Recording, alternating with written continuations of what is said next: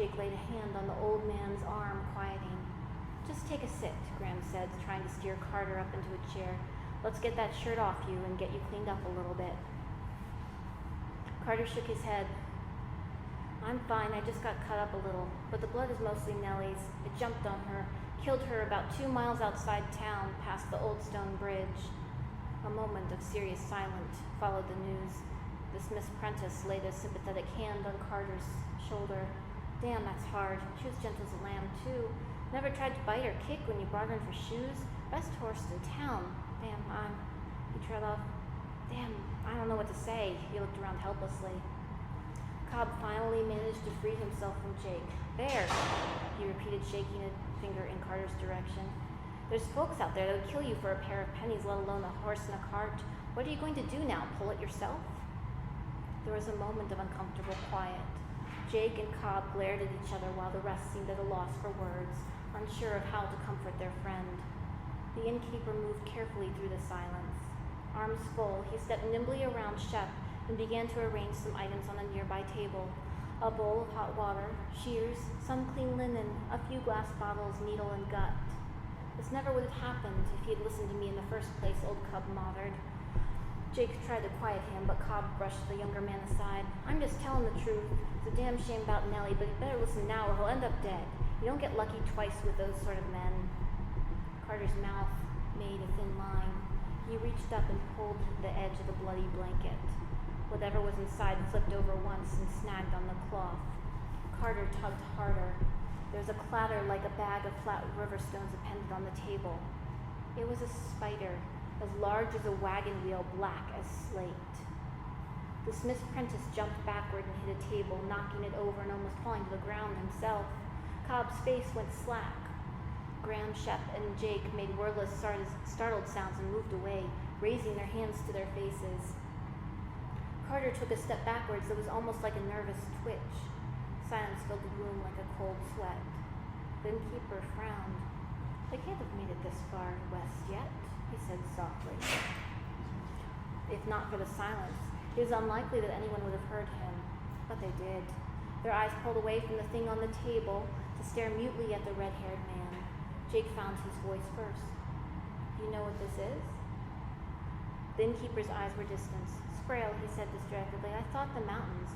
"Scrael," Jake broke in. "Blackened body of God coat. You've seen these things before?" "What?" The red-haired innkeeper looked up sharply, as if suddenly remembered where he was. "Oh, no, of course not." Seeing that he was the only one within arm's reach of the dark thing, he took a measured step away. "Just something I heard." They stared at him. "Do you remember the trader that came through about 2 span ago?" They all nodded. "Bastard tried to charge me 10 pennies for half a pound of salt," Cobb said reflexively, repeating the complaint for perhaps the 100th time. "Wish I'd bought some more," Jake mumbled. Graham nodded silent agreement. "He was a filthy shims," Cobb spat, seeming to find comfort in familiar words. "I might pay it 2 in a tight time, but 10 is robbery."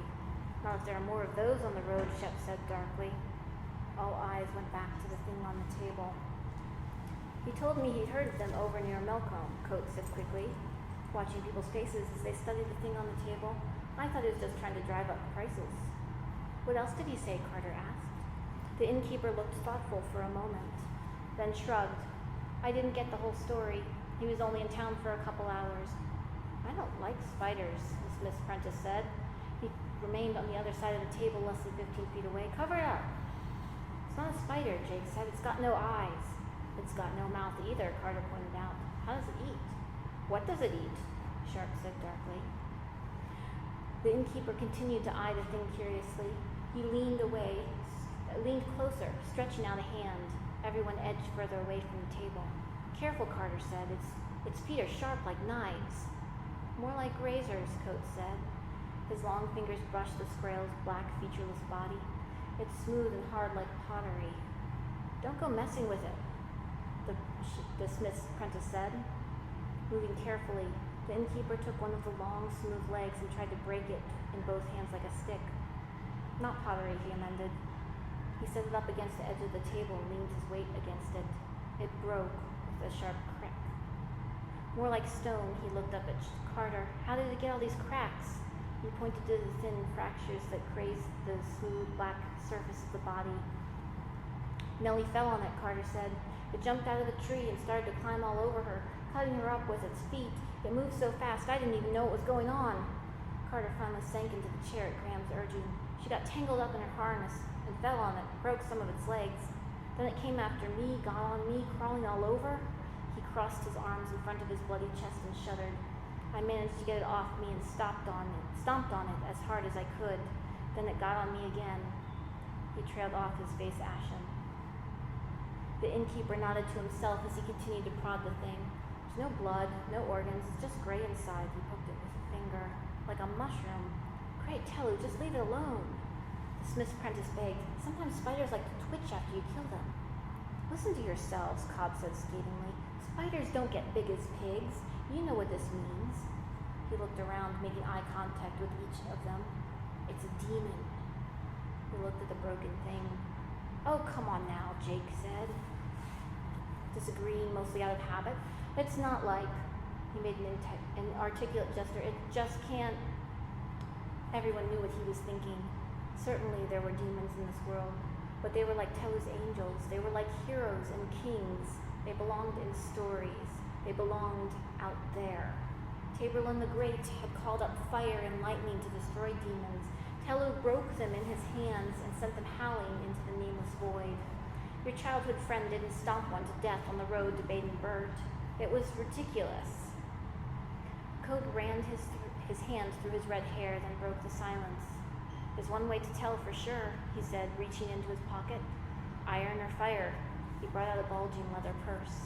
In the name of God, Graham pointed out, demons fear three things. Cold iron, clean fire, and the holy name of God. The innkeeper's mouth pressed into a straight line. It was not quite a frown. Of course, he said as he emptied his purse onto the table, then fingered through the jumbled coins. Heavy silver talents and thin silver drabs, copper jots, broken halfpennies, and iron drabs. Does anyone have a shim? Just use a drab, Jake said. That's good iron. I don't want good iron, the innkeeper said. A drab has too much carbon in it. It's almost steel. He's right, said the smith's apprentice, except it's not carbon. You use coke to make steel, coke and lime. The inn nodded deferentially to the boy. You'd know best, young master. It's your business after all. His long fingers finally found a shim in the pile of coins. He held it up. Here we are. What'll it do, Jake asked. Iron kills demons, Cobb's voice was uncertain. But this one's already dead. It might not do anything. One way to find out. The innkeeper met each of their eyes briefly, as if measuring them. Then he turned purposefully back to the table, and they edged further away. Coat pressed the iron shim to the black side of the creature, and there was a short, sharp cracking sound, like a pine log snapping in a hot fire. Everyone startled, then relaxed when the black thing remained motionless. Cobb and the others exchanged shaky smiles, like boys spooked by a ghost story. Their smiles went sour as the room filled with the sweet, acrid smell of rotting flowers and burning hair. The innkeeper pressed the shim onto the table with a sharp click. Well, he said, brushing his hands against his apron, I guess that settles it. What do we do now? And I've got one more page, just a little bit of follow-up here. Hours later, the innkeeper stood on the doorway of the waystone and let his eyes relax into the darkness. Footprints of lamplight from the inn's windows fell across the dirt road and the doors of the smithy across the way. It was not a large road, nor well-traveled. It didn't seem to lead anywhere as some roads do. The innkeeper drew a breath of autumn air and looked around restlessly as if waiting for something to happen. He called himself Coat. He had chosen the name carefully when he had come to this place. He had taken on a new name for most of the usual reasons, and for a few of the unusual as well, not the least of which was the fact that names were important to him. Looking up, he saw 1,000 stars glittering in the deep velvet of a night with no moon. He knew them all, their stories and their names.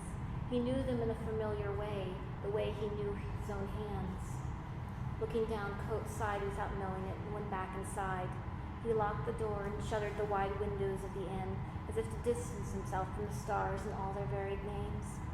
He swept the floor methodically, catching all the corners. He washed the tables in the bar, moving with a patient efficiency. At the end of an hour's work, the water in his bucket was still clean enough for a lady to wash her hands in. Finally, he pulled a stool from behind the bar and began to polish the vast array of bottles nestled between the two huge barrels.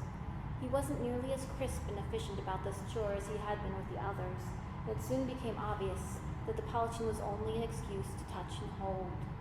He even hummed a little, although he did not realize it, and would have stopped himself had he known.